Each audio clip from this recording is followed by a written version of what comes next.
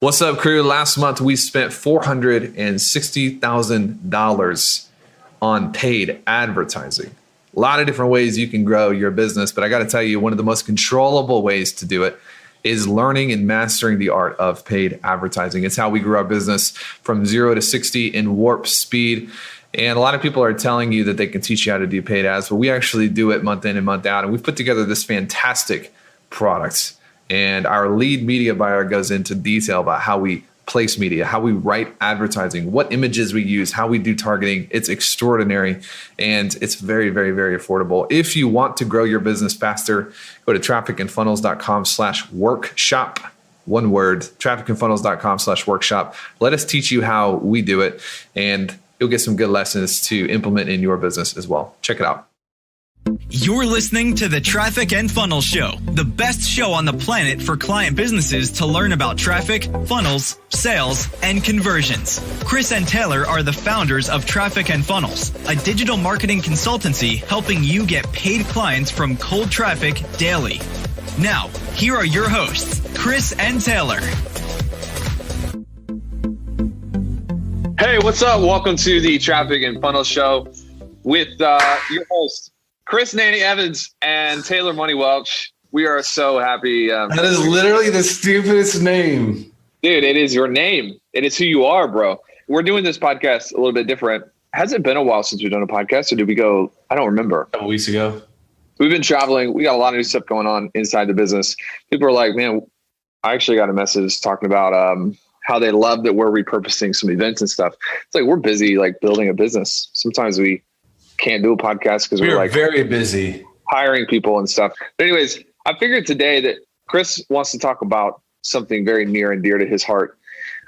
Slumps is what he said. He wants to talk about slumps and dumps, specifically how to handle the hard truth. And when you get stuck in a bad place in your business, what do you do? But we're going to do this podcast a little different in that we're going to be doing some live freestyle coaching. So AMA stands for Ask Me Anything. If you didn't know, now you are hip with the cool kids. That's what it means. So anyways, as we talk about this, what I want to invite you to do, if you're attending from the Facebook group or anywhere else, throw a question. If you want coaching on something, if you want thoughts on something, you know, we purchased $650,000 in real estate last month. We consistently do $1 million plus a month in revenue. We have a team of 35, 40 people. We are building and growing and shaking shit up. And so if you want coaching or opinion or advice on something, just throw it in the chat box. It can be anything. If you want to know how Chris does his hair in the morning, let us know. We'll literally talk about that as he stares at himself like a weirdo. Anyways, August has been a difficult growth month for us. And sometimes people, I think, look at companies like ours and companies that are growing and advertising, and they think everything's just easy. And it's not. It ain't so. It's not. It ain't so. I think for us, man, we are at such a pace that's breakneck, and we normalize new levels really fast. And that can be dangerous if you're at that place where it's like, oh man, well, $100,000, that's chump change. You know, Then you get to 250, then you get to 500, and then you just push. And so that's a powerful thing, but it can also be a kryptonite. It could also be a weakness because growth is costly, right? Whether it's finances, your emotions, your energy, whatever it might be. And so I think it's really important for people to understand, and I'm going to be talking to people who actually are out there doing stuff, right? Not people who just think about business, they talk about business, but they're actually doing business. When you get to a place where you're just at a slump, you just feel like, what in the world is going on? Like sales aren't where they need to be. Money's not coming in, revenue is not coming in like it should be. And you just might feel like, man, is the economy tanking? Is this it? Like the recession that everyone has been talking about, is it now the time? Hopefully. Right? Hopefully it's coming soon, swiftly. But I think it's important if someone who is doing business, that they understand that there are seasons, there are ebbs and there are flows. And it's really important to, one, protect your emotions, protect yourself, protect your energy, so that when you find your place at a lull, you find your place maybe in a slump, you have to realize that that is completely normal. First and foremost. And you have to be at a place where you are protecting yourself. And Taylor, how would you recommend that people protect themselves? Well, you said something interesting to know that the ebbs and flows are normal. I think most of the damage that is done to people when they're in challenging situations is not the situation itself. It's that they're in a challenging situation that they think they should not be. And this happens with our sales guys and our marketing guys. It's like, it's not that Facebook is giving you problems. It's that for some reason you expected it to be easy. And we talk about this, but like, when you know that you have truly gotten into a state of high performance, when you are expecting it to get difficult, and people get cynical when people don't have what we're talking about, they become cynical. You want to know where cynicism starts is an entitlement spirit about like, I should just have what I want easy and not expecting things to throw resistance at you. I think the most damaging effect in entrepreneurship today is when things get hard, people are like, why me? Why is it difficult? Yep. And so they're not on guard for that. When things challenge us, we don't like it. We're not crazy. We're not like, oh God, ruin our business so we know what it's like to struggle. We don't yearn for that. But blood's for punishment. Dude, there is nothing that breeds strength like struggle. Nothing. And we know that it's coming. We know that we know there are things that are going to come up that are going to challenge us. And so we don't get cynical when it happens. We're not like, well, of course, life is hard. No rest for the weary. Heavy lies the head that wears the crown, blah, blah, blah. We're just like, let's go. Let's figure it out. Hey, Steve has an interesting question. What's up, Jeremy? What's up, Malachi? What's up, Chris? By the way, crew, Sebastian, Nabil, Steve, today's an AMA podcast. It's different. You got to ask us questions. If you want coaching, thoughts, advice, whatever it is that you want help with, post it in the comments. We'll look at it. Here's a question for you, Steve, or you, Chris, from Steve Bruce. The past 30 days have been the best ever in growth for my business. Congratulations, first and foremost. That's awesome. Today is my 29th birthday. What advice do you have for me as an aspiring entrepreneur in the last year of their 20s? Great question. Chris, what are your thoughts? I don't know, man. That's a really broad question. I'm not sure the best way to go with it.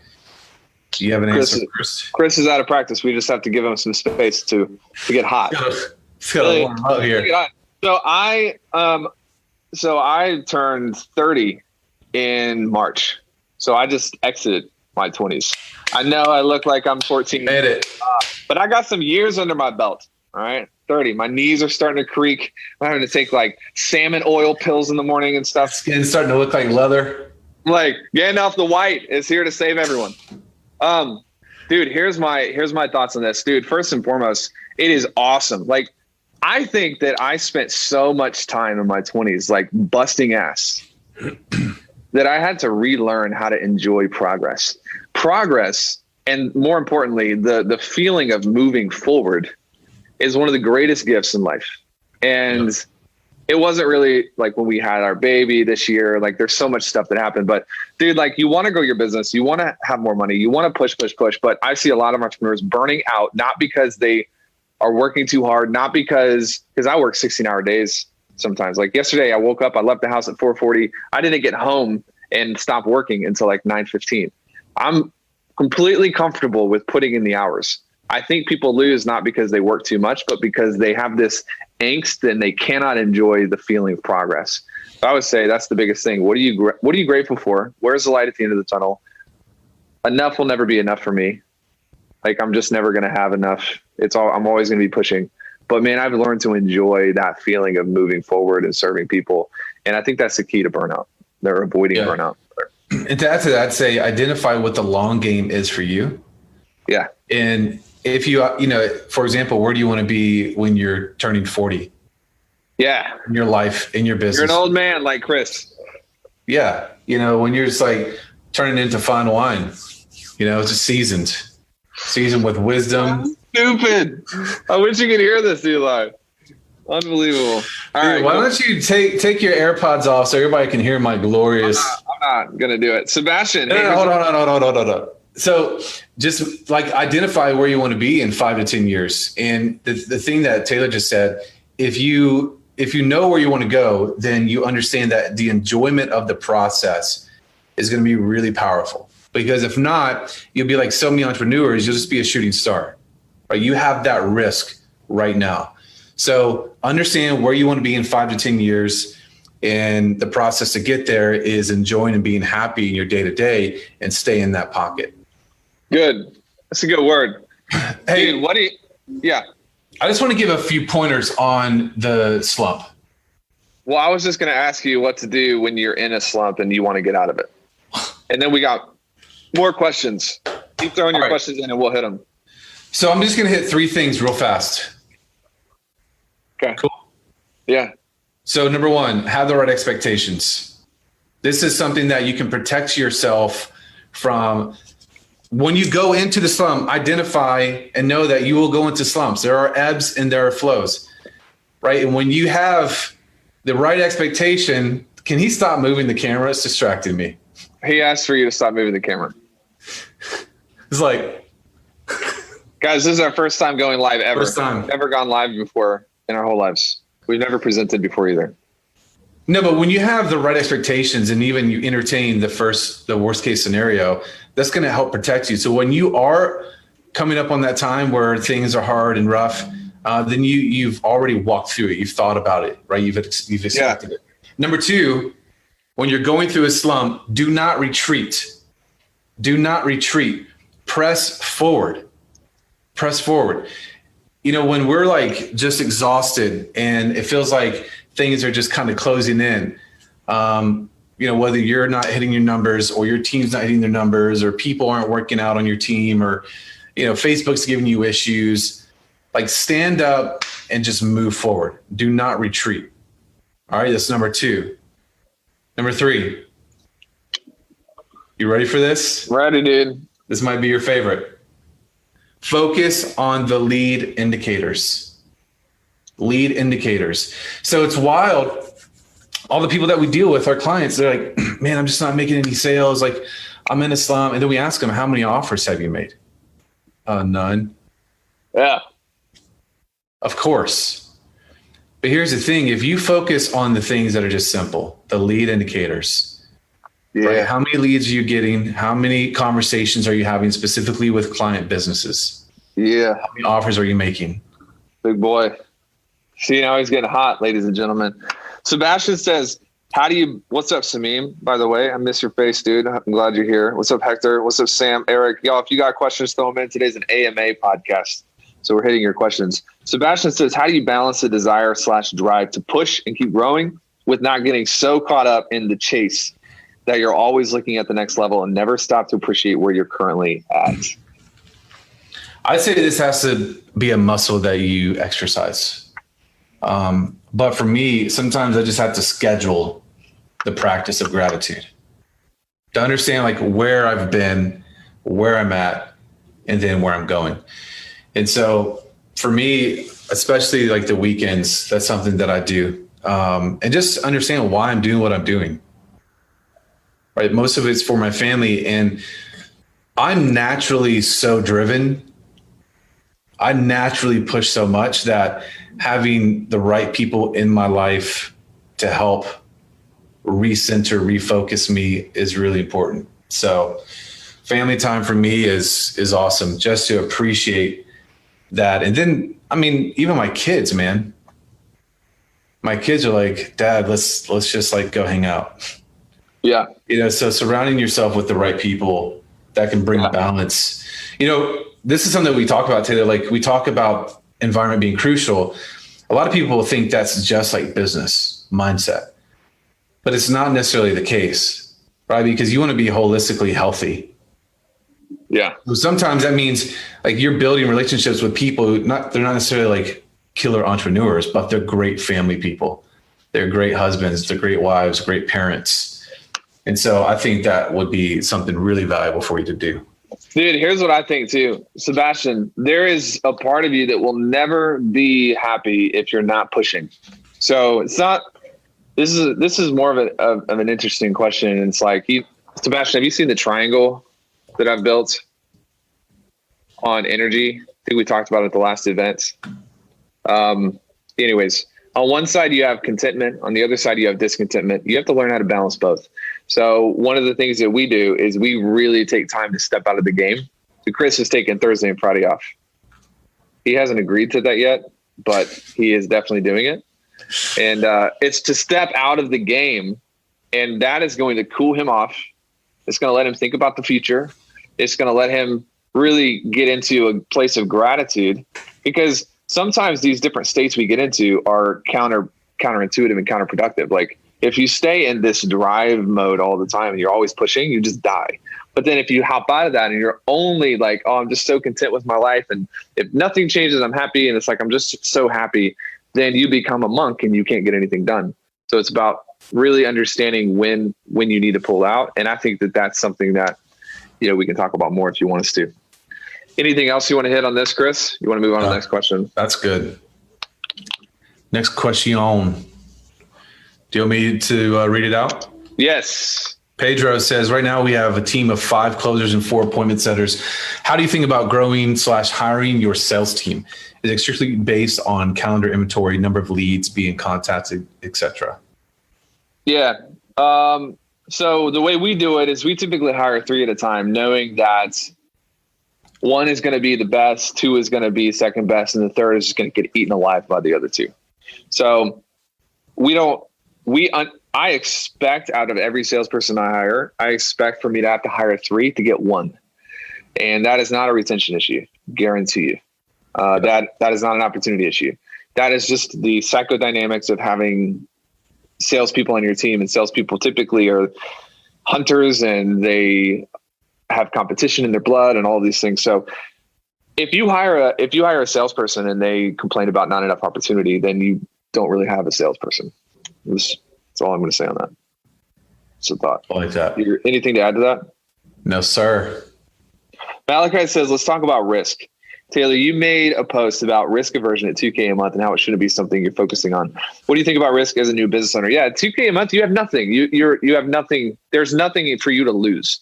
If you make $1 million a month, then you have a lot more to lose than if you make $2,000 a month. It's amazing to me, the people who they'll talk to our advisors or somebody on our team, and they'll be like, yeah, my business is kind of struggling and we're doing $48,000, $50,000 a year. And I'm really nervous that I'm going to lose $10,000. You have nothing to lose.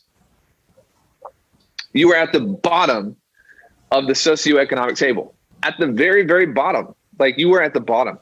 And so for me, the way I need to think about it, you may listen to that and be like, man, that's really rude, Taylor. No, it's the truth. It's just being honest with you.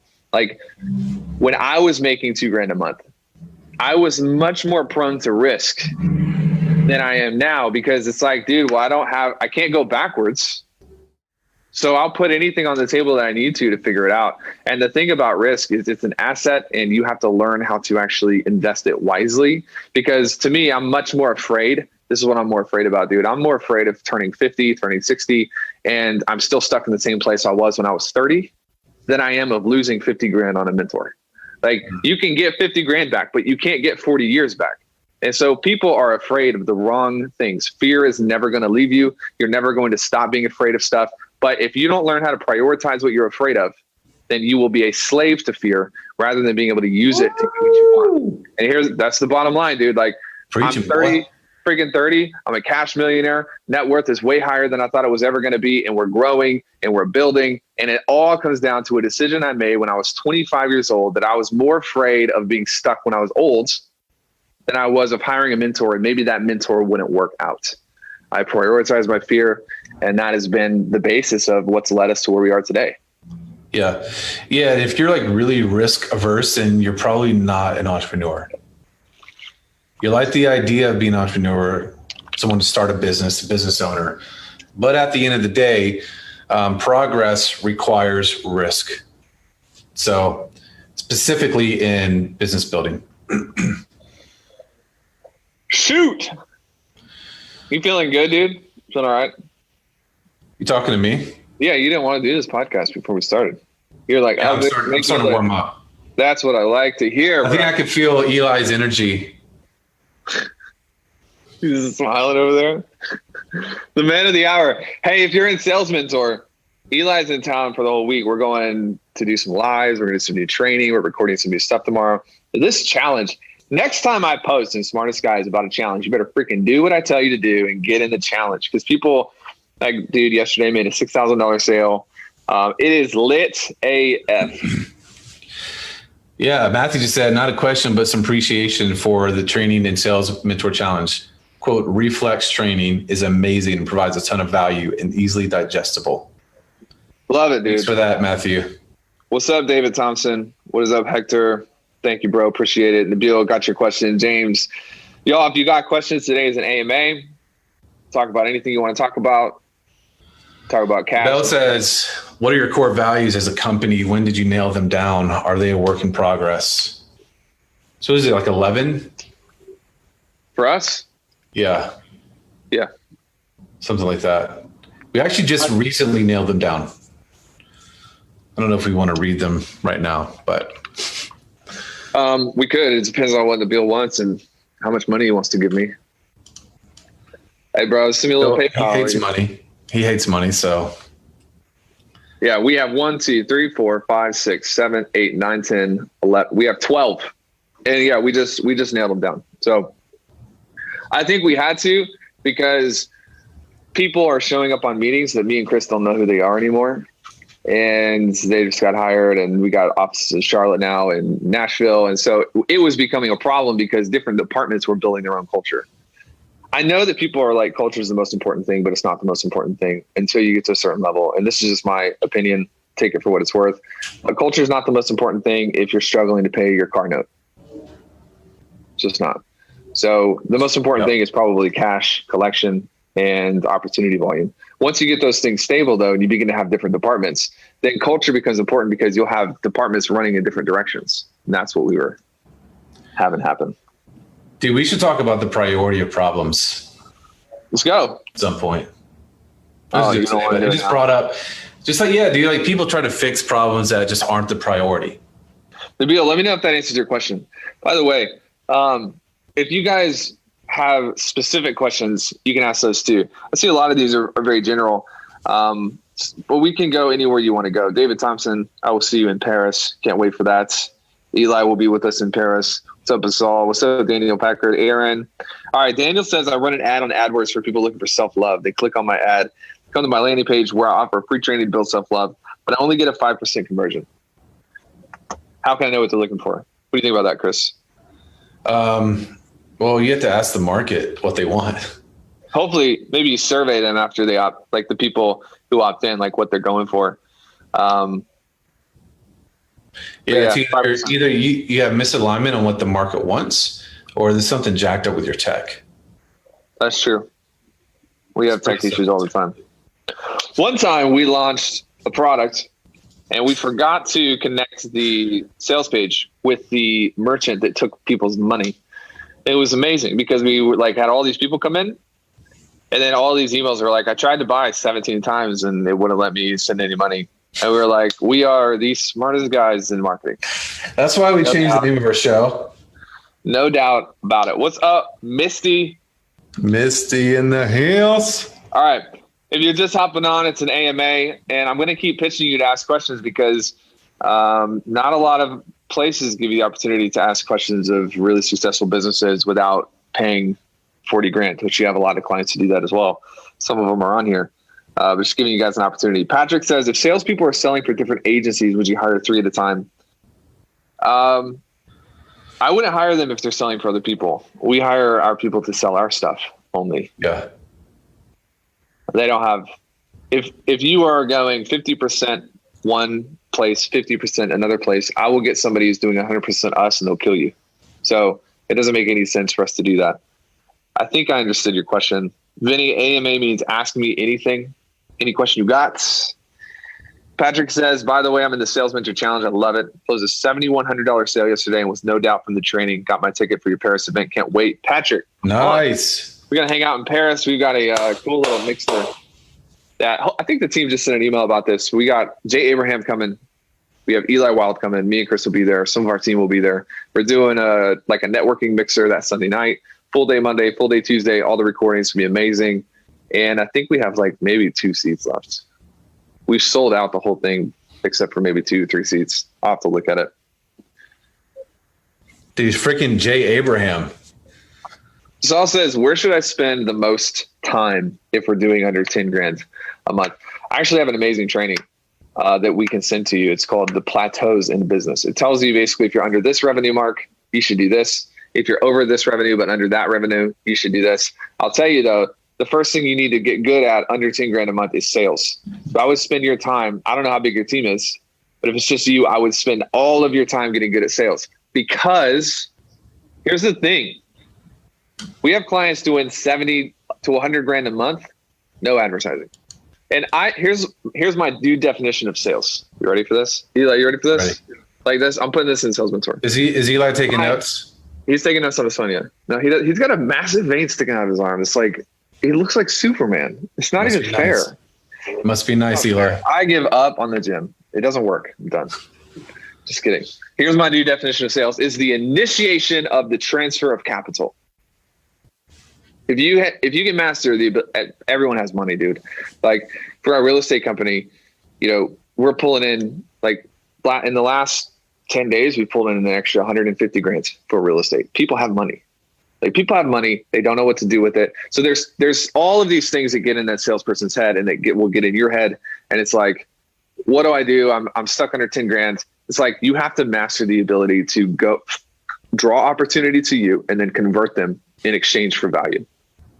So if you can say, hey, I've got this thing that's valuable and I will trade you this valuable piece for $100, you have a transfer, and you can initiate that transfer by learning how to sell. And so I don't think you should spend any time on anything except for getting people to call you and selling those people who call you into a program that's good for them. Yes. That's it. That's all I would spend time on. No click funnels, no books. Like, dude, just only get people to call you and then collect their money. Sales Mentor is good for that. CK will teach you how to get all of these people coming in and calling you. That's what can help you get the wave of opportunity. So thoughts there. You want to go for more, Chris? Here's to the Iran. I hope I'm saying that right. Iran. Okay, marketing question for you. You have a client that sells franchises. His target market is small, 4 to 5K, really not having any wins and even generating leads online, Facebook and Google Ads to speak with. Any ideas of how to kick the results up 5 notches? Dude, if the market is that small, you have to be pretty direct. Email outreach, direct to mail. And if it's franchises, I'm imagining, I don't know why you said no. I'm imagining that the value for those clients is really high. So, dude, I would do direct outreach probably. Cool. Anything else to add on that? Nope. What's the best way to nurture pipeliners who aren't ready right now? These are people in my networks and they're seeing daily posts. P.S. The intelligent advertiser was awesome. Brooks, it depends on, I think, partially your revenue ratio. We spent a lot of time on our pipeline, but we didn't at the beginning. It was just like, because Chris has the ability to throw so much opportunity into a business that it was like, we could just take the top 10% and not worry about anything else. It depends on if you're like, I'm talking about 40 grand a month right now, the fastest way to get to 100 might not be an exhaustive pipeline system, but I also don't know where you're at, or if you're a client, or that's a bit of a more nuanced question based on your industry, I think. David Thompson, Chris, you all right, bro? You losing your mojo? I just need to go to the bathroom pretty bad. Oh man, y'all pray for us. Honest. Pray for us, everyone. I've got the jug over here and I'm drinking a lot of water. Hey, one more question and then we'll wrap up and then you can go to the bathroom. David Thompson. David MFing Thompson. Remember him? Oh yeah, dude. The cool cat out in Cali. Mala. All right, anyways. I'm at 60 to 70K a month, no ads. See, I told you that this was possible. And David is a past client. He's actually coming to Paris with us. Did you know that, Chris? Yep. Yeah, we're going to hang in Paris. 60 to 70K a month, no ads. I'm about to go into ads. How much would you allot to ad spend? I'm thinking 5 to 10K, but is there something else I should think about before going all in? I recall Ben McClellan asking you about Elite, and you said no. I'm thinking you should reconsider that conversation and talk to me about it. And maybe we can just nicely triple that revenue number at, the least personal expense cost to you. But yeah, 5 to 10 is good. It really depends on how much you want to make. I don't know if there are any holes in your client fulfillment. We can get into your business on that, because if you got a lot of holes, you want to systematize that first, and then it just comes down to how much you want to make, dude. Yeah, I've got some ideas for David. You're gonna share them now? Or you're gonna make them wait? I'm gonna wait till Paris. Dirty dog. Unless he jumps into Elite. Dirty dog. All right. Anything else you want to talk about? Sometimes you gotta play dirty. Bro, come on, DT. What's the link for Insiders Access Monthly? TrafficandFunnels.com/Insiders Access. Really, that's that simple. Okay, cool. Traffic. If you guys don't know what this is, we have probably quite a few people on here already subscribed. I think it's like 6,000 or 7,000 people each month that get our learning lessons packaged up and sent to them. So check it out, trafficandfunnels.com/insiders, no apostrophe, access, even though insiders would have an apostrophe, it doesn't in the URL. My mom was a grammar teacher, so I had to see that. Y'all, we'll see you next week. Thanks for hopping on. Peace. Adios. Hey, what if you could be in the boardroom where we sit down and we plan out how we're going to grow our 8-figure company month in and month out? If you've ever wondered how Traffic and Funnels grew so quickly, there are strategies, there are formulas that you can model in your business that our clients are modeling to scale to the moon and back. This is an amazing program. It's called Insiders Access Monthly, and we've put together a couple words on a page that you can actually go and check out this offer, trafficandfunnels.com/IAM. You will not be sorry, I promise you. Let me know what you think.